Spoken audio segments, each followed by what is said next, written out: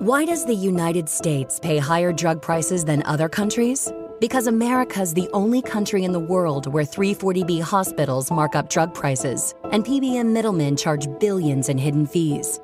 Meanwhile, Americans subsidize the research and development for new cures. Other countries benefit, but don't pay their fair share. Crack down on the middlemen. End the free riding. Lower drug prices.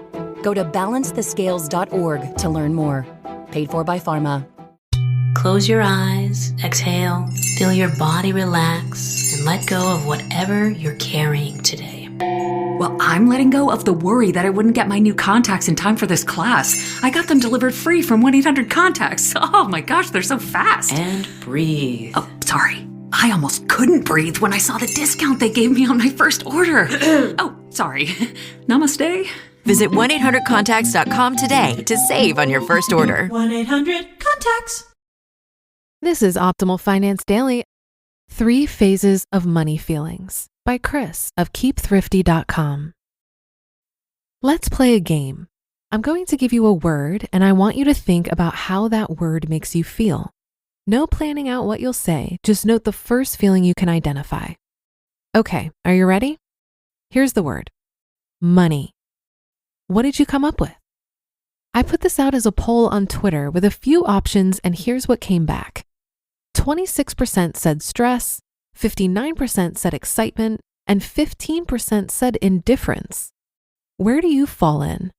Where would you like to be?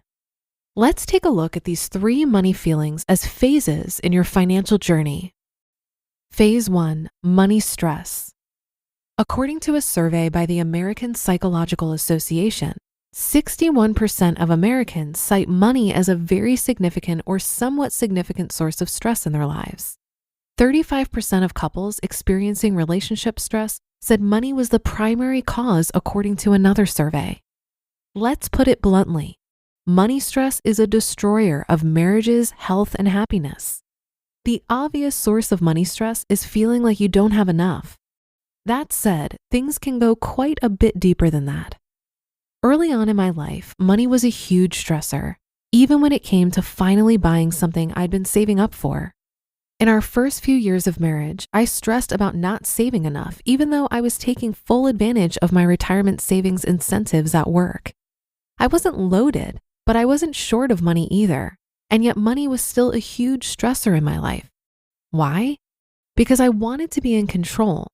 I wanted freedom and I viewed money, or lack thereof, as a barrier to being free. How to move beyond money stress. The best way to gain control is to improve your knowledge. In this case, there are 3 major things you need to learn in order to move beyond the money stress phase: how money works, how much you make and spend, and how to make more and spend less. Once you know these 3 things and start acting on them, you'll find that stress starts to fade, though it won't necessarily disappear completely, and that excitement starts to come to the forefront. Phase 2, money excitement.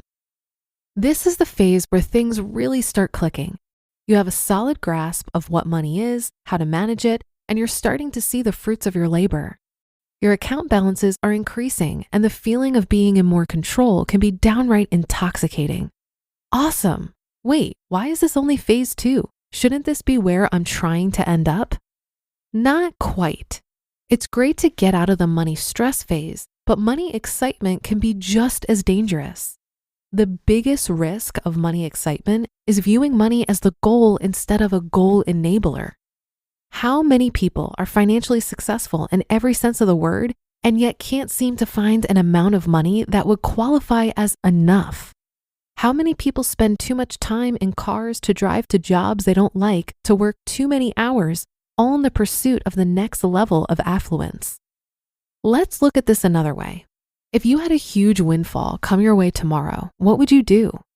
If your answer starts with, I'd buy, you may want to pause and reconsider. The stuff you can buy is a short-term outcome. If you're looking for long-term sustained fulfillment and happiness, you're probably not going to find it in a Porsche. The real question is, what lifestyle would you like to make for yourself? What would you do to find fulfillment? How would you spend your time?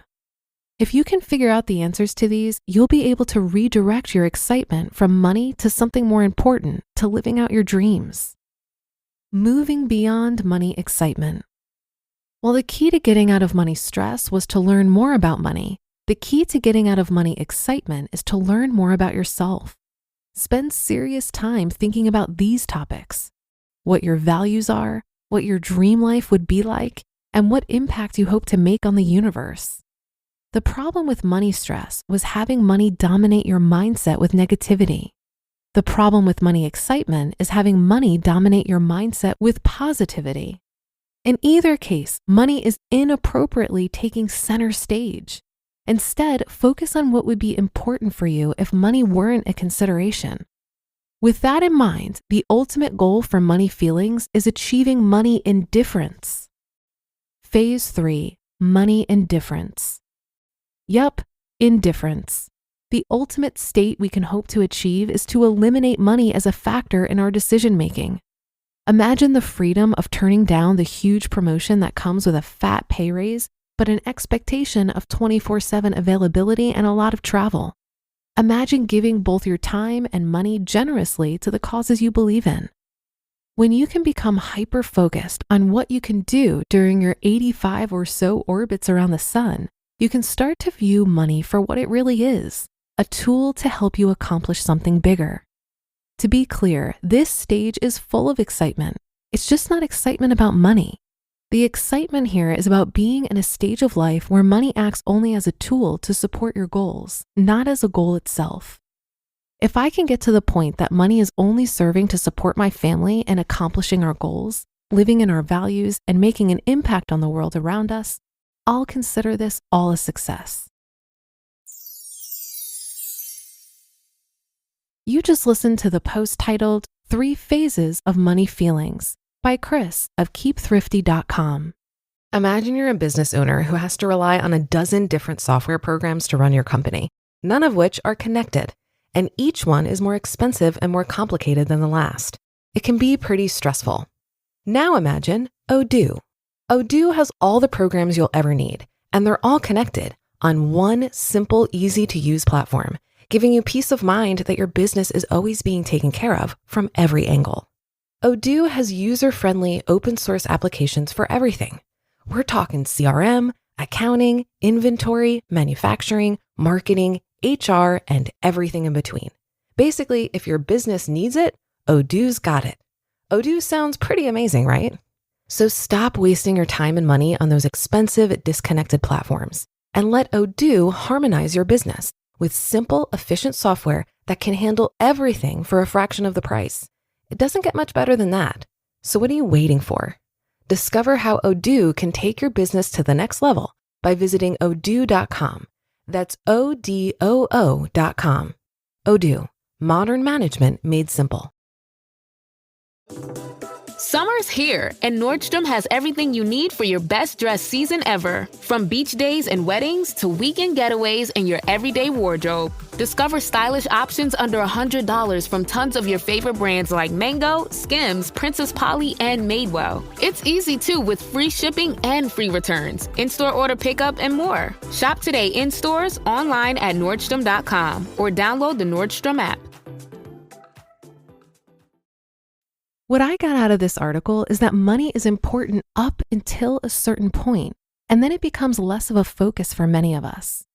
According to a study conducted by psychologist Daniel Kahneman and economist Angus Deaton, a salary of $75,000 a year is the magic number after which people's day-to-day happiness no longer improves.